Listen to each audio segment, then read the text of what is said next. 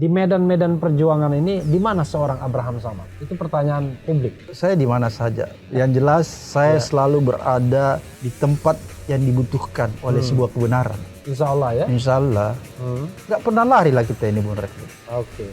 Ada saya menemukan jawaban. Ya. Bahwa sebenarnya negara ini tidak dibangun di atas perilaku korup. Oke. Tapi dibangun di atas kejujuran. Oranglah yang menyalahgunakannya.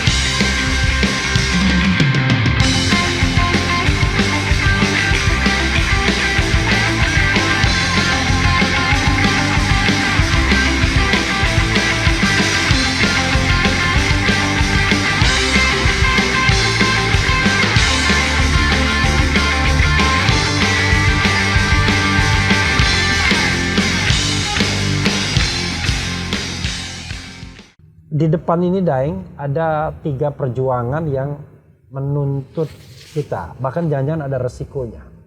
1, massa sudah bergerak di mana-mana. Oke. Kita lihat UGM, UI, dan nanti akan diikuti kampus-kampus lainnya. Mereka melakukan warning yang kedua. Sebelum pemilu mereka sudah lakukan, tidak didengar, dan mereka sekarang lakukan lagi. Oke. Massa juga geram, ya kan? Ada perjuangan di Mahkamah Konstitusi yang untuk menunjukkan betapa curang dan culasnya kekuasaan ini. Dan ada hak angket yang ngeri-ngeri sedap, kita jadiin tangga. Karena yang jelas kekuasaan mulai cari-cari cara agar hak angket nggak jadi kan? Digagalkan ya? Digagalkan. Nah, di medan-medan perjuangan ini, di mana seorang Abraham Samad? Itu pertanyaan publik. Saya di mana saja. Yang jelas saya selalu berada di tempat yang dibutuhkan oleh sebuah kebenaran. Oke. Insya Allah ya? Insya Allah. Nggak pernah lari lah kita ini, Bung Refli. Oke. Jadi ketika itu dibutuhkan, maka Abraham Samad akan datang ke sana. Iya. Kan perjuangan itu banyak caranya ya. Oke. Banyak medianya. Iya. Kan? Orang bisa melakukan dengan caranya masing-masing. Kan gitu. Kira-kira seperti. Dan sekarang Abraham Samad sudah speak up soalnya. Diajarin sama Bung Refli. sudah speak up ya. Jadi yang jelas Bung Refli, bahwa kita harus terus berjuang untuk menegakkan kebenaran ini dan membuktikan kecurangan ini. Sebenarnya standing posisi kita di situ. Apapun yang terjadi, posisi kita harus membuktikan kecurangan ini dan menegakkan kebenaran apapun resikonya. Jadi intinya adalah kalau kita bicara tentang sebuah perjuangan yang terukur, measurable, yaitu adalah bagaimana kemudian kita melawan kecurangan pilpres ini kan? Oke, luar biasa. Daeng, barangkali ada pesan bagi generasi muda, ya, atau orang yang ingin berjuang, atau siapapun bahwa hidup itu tidak sekedar materi, jabatan dan lain sebagainya. Silakan Daeng. Hidup itu kan sebenarnya Bung Refli ya, kalau saya lihat bukan rutinitas makan dan bekerja. Kalau kita menafsirkan hidup itu adalah makan dan beraktivitas bekerja, itu kan sama aja dengan binatang. I see. Kan binatang begitu, melakukan rutinitas seperti itu, makan, berlari-lari, bekerja, melakukan, kan binatang kan. Tapi manusia itu punya makna hidup yang jauh lebih mendalam. Seperti misalnya, berguna nggak hidup dia bagi orang banyak? Itu kan makna sebenarnya. Jadi kalau Anda tidak berguna dalam kehidupan Anda tidak berguna bagi orang banyak atau bagi segelintir orang, maka sebenarnya Anda harus mengevaluasi tentang kehidupan Anda. Apakah Anda hidup sesungguhnya atau sebenarnya Anda hidup seperti binatang? Kira-kira seperti itu, Bung Refli. Tetapi kadang-kadang netizen kita ya, itu selalu mengartikan bahwa berguna itu kalau Anda mendapatkan jabatan tertentu. Kan begitu selalu kan? Iya. Kamu apa? Kita dibilang gelandangan politik lah, apalah ya kan? Bisa, saya sih biasa aja, tetapi maksudnya adalah kita memberikan pembelajaran kepada sobat RH sekalian bahwa perspektif orang seperti itu tuh bagaimana? Bahwa kalau Anda tidak punya jabatan, berarti Anda tidak penting bagi negara ini atau tidak berguna bagi negara ini. Gimana, Daeng? Enggak juga. Ya. Contoh yang paling sederhana.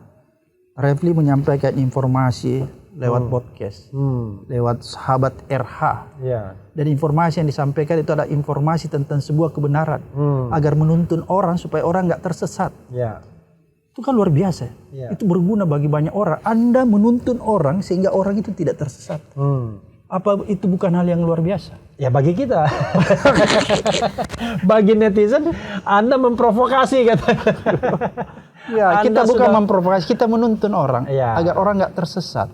Orang bisa melihat kebenaran itu loh. Kan begini, kadang-kadang begini Bung Refli. Kenapa orang susah melihat sebuah kebenaran? Karena kalbunya tertutupi. Ini kalau kita bicara tentang agama ya. Kalbunya tertutupi sehingga dia tidak bisa melihat kebenaran sesungguhnya.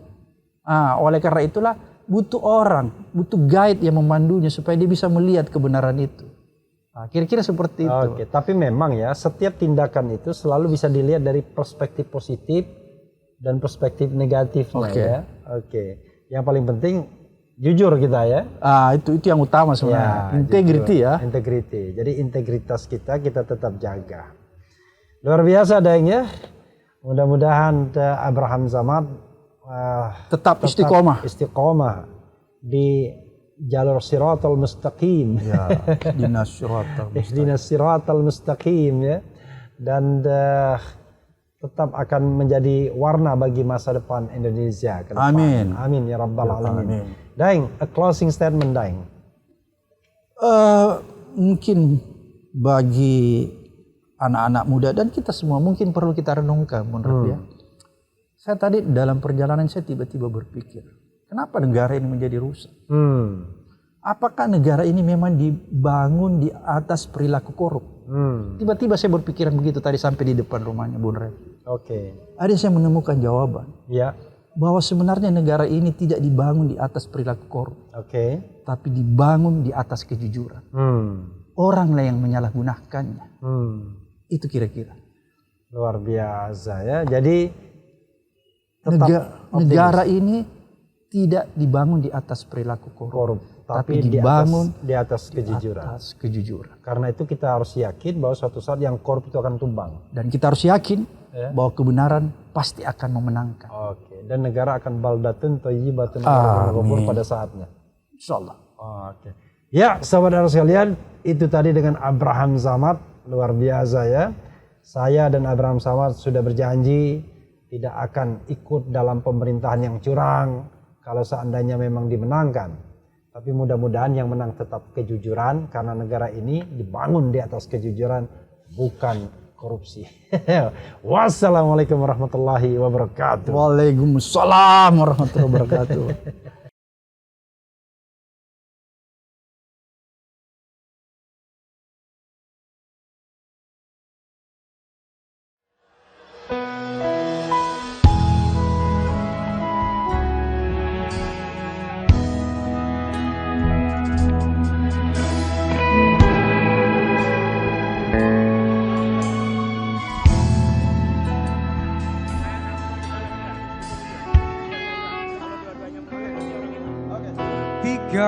Matahari hanya di atas kepala panas melelehkan. Ketika keadilan akan ditegakkan di hari akhir zaman.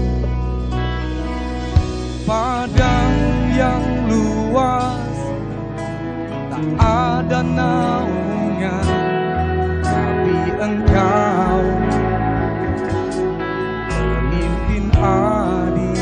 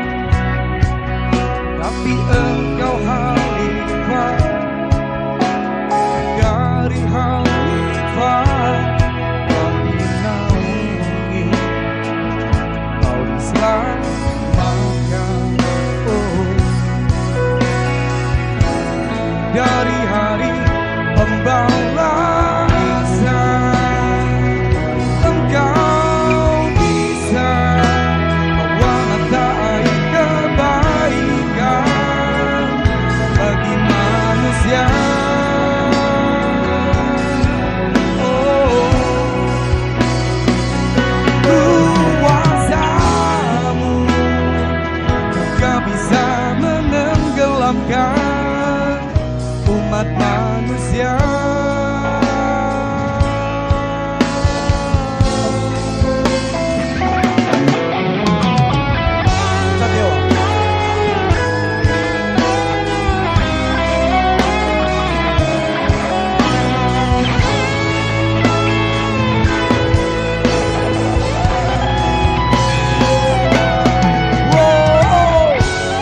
Tak ada bahteramu, tak ada penyelamat, maka adillah kau pemimpin.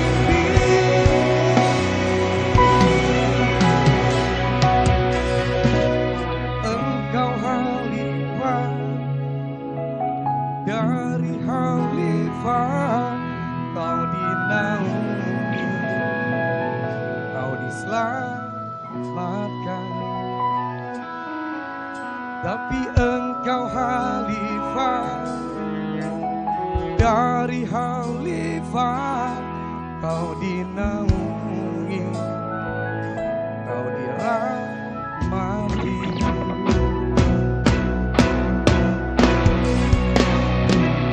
Engkau bisa membawa matahari kebaikan bagi manusia.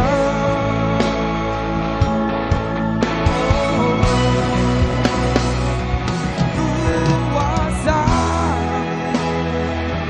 yang bisa menenggelamkan umat manusia.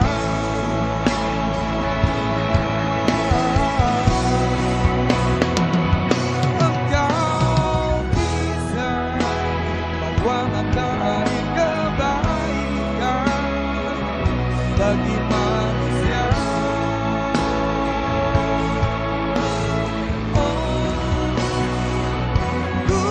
Kuasamu gak bisa menenggelamkan umat manusia.